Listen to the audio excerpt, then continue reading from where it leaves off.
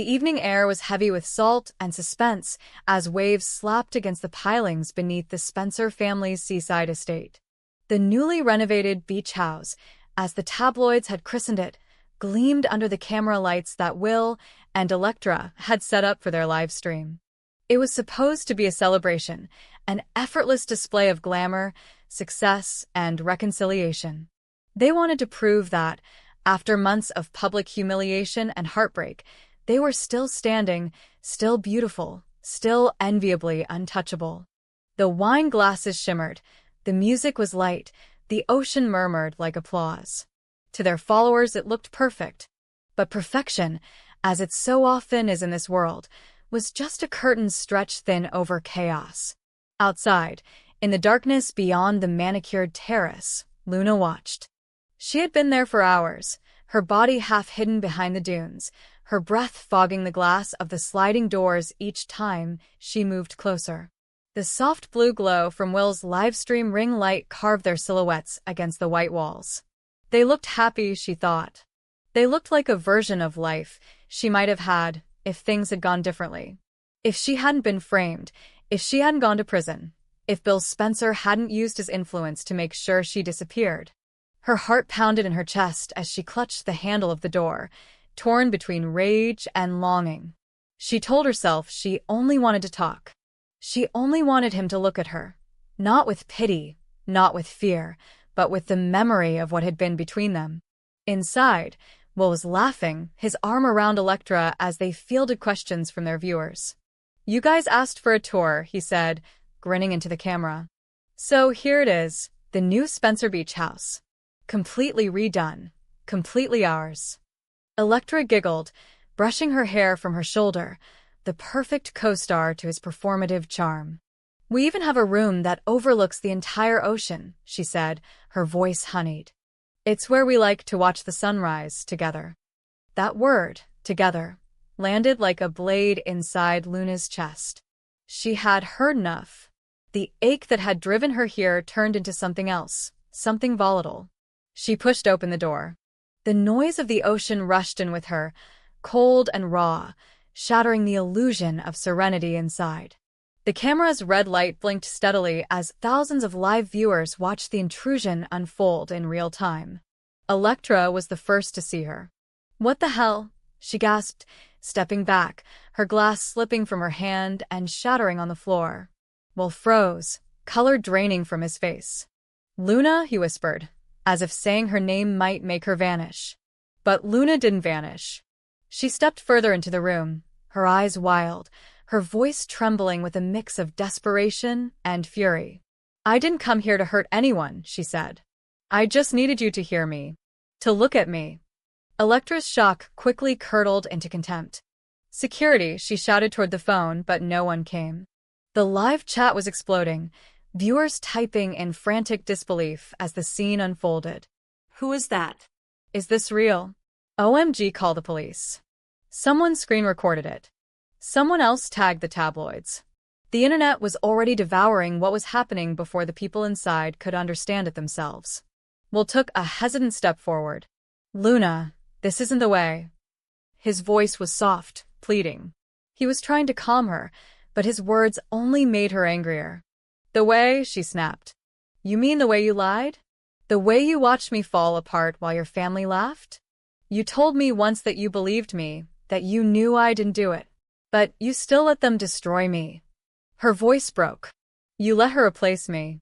Electra crossed her arms, masking her fear with disdain. "Replace you?" she spat. "You were an obsession, Luna. A mistake. Will finally has his life back, something you never gave him." The word struck like fire. Luna's breathing quickened, her eyes glossed with unshed tears.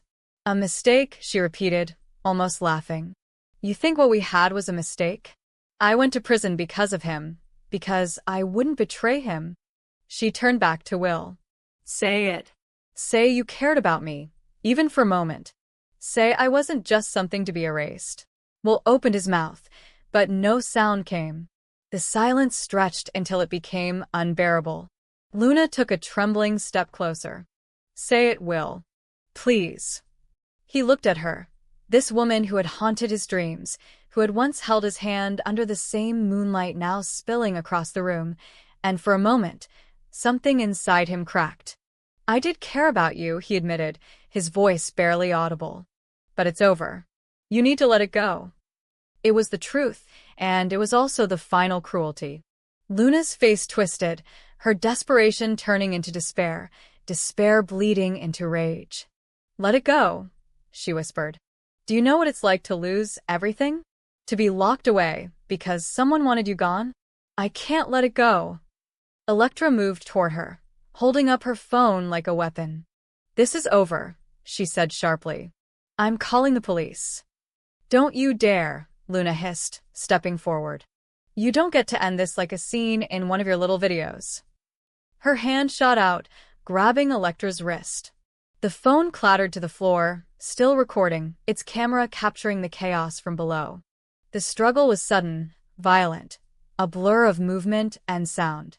Will lunged forward, trying to pull them apart, but Luna's fear had already metastasized into something darker, a lifetime of humiliation condensed into one reckless moment.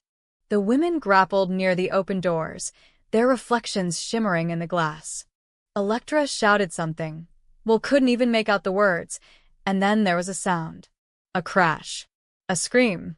A splash. The camera caught it all. For a split second, there was silence, then chaos. Will ran to the railing, looking down at the dark waves.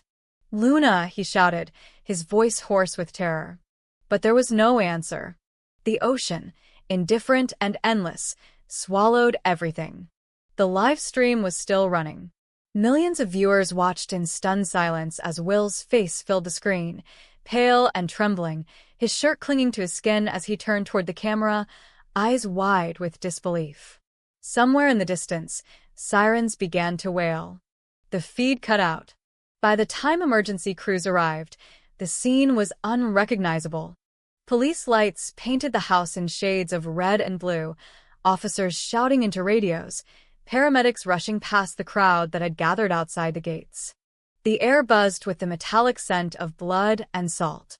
A smear of crimson streaked the wooden deck near the sliding door. Too much for a scratch, too little for a certainty. One of the officers leaned over the edge, shining a flashlight into the churning water. Nothing. Will sat on the steps, drenched and shaking, refusing to speak. Electra was gone. The paramedics found traces of blood on the railing and fragments of broken glass near the pool, but no body. Luna's footprints led from the sand to the deck and then vanished, as if the tide itself had erased her. Within hours, the footage had gone viral. The internet dubbed it the live stream tragedy. Every frame was dissected. The way Luna's shadow moved, the moment Electra's hand reached out, the sound that might have been a gunshot or just the door slamming in the wind. Theories multiplied. Some said Luna had fallen, others that Will had pushed her, still others that Electra had staged it. Conspiracy became entertainment, and empathy was lost in the noise. Meanwhile, at the hospital miles away, Bill Spencer watched the footage on mute, his jaw tightening with every replay. His son, his family name, his legacy, all dragged into another scandal. Katie stood beside him, her hand trembling as she reached for his arm. "Bill," she whispered, "he's terrified. He needs you." But Bill didn't answer. His mind was elsewhere, on Luna, on the things he'd said when she'd begged for forgiveness, on the threats he'd made. "She'll rot in prison," he had told her. "You'll never touch this family again." Now, as he stared at the blood on the deck, he wondered if he had helped push her toward this. Hours later, Will was questioned by detectives. His story was fragmented, shaken apart by shock. "She wanted to talk," he said. "I didn't want her here. I told her to leave. She wouldn't.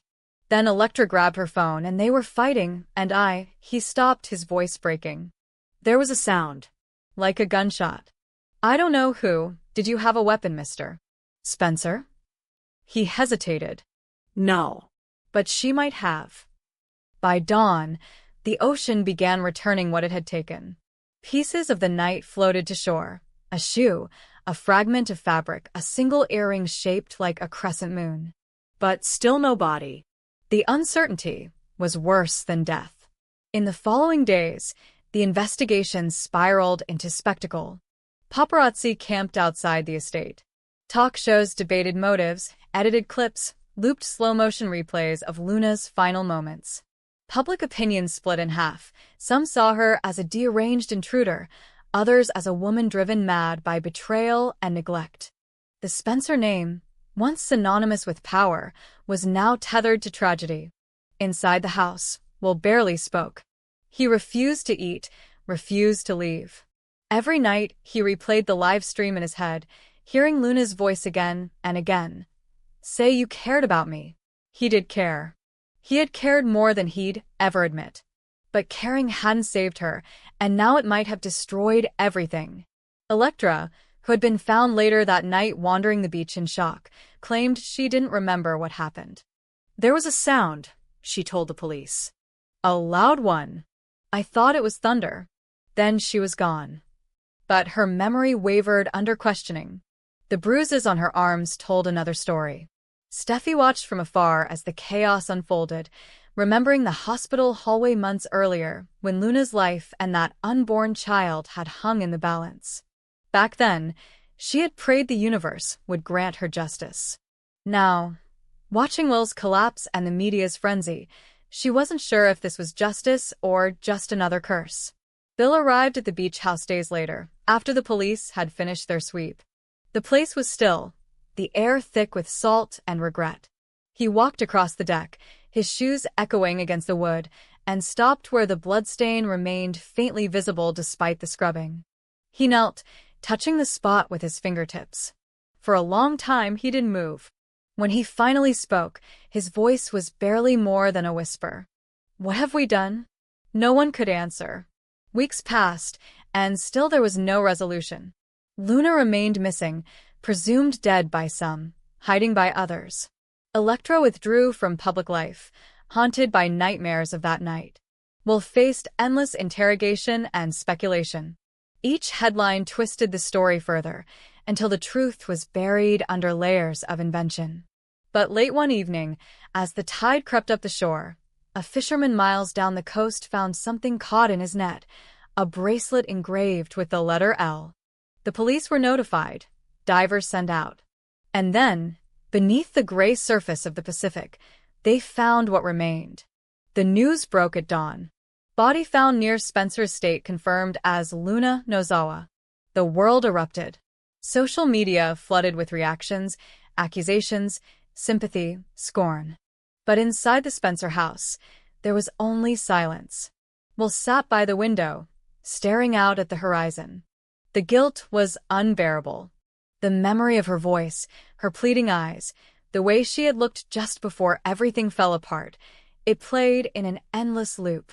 Bill stood behind him, torn between anger and grief. He wanted to blame her, to frame her as the architect of her own demise. But the truth was more complicated. Luna's death had left a stain on all of them, a wound that refused to close. He thought of the night months ago when he had promised she'd never hurt his family again. Now she never would, and the victory felt hollow. Electra never recovered from the shock. She attended Luna's memorial under heavy guard, silent and pale, her hands trembling as she laid a single white flower on the coffin. Cameras flashed, recording her grief for the world to devour. But what they couldn't see was the secret she carried, that the gunshot wasn't thunder, that she'd seen the flash of light, that she still didn't know whose hand had held the weapon. As the service ended, a sudden gust of wind swept across the beach, scattering petals and sand alike. The ocean roared, vast and indifferent, reclaiming the shore. For a moment, everyone stood still. Bill, Will, Electra, Steffi, Ridge, Taylor, Katie, all bound by the same silent understanding that this tragedy, born of obsession and silence and pride,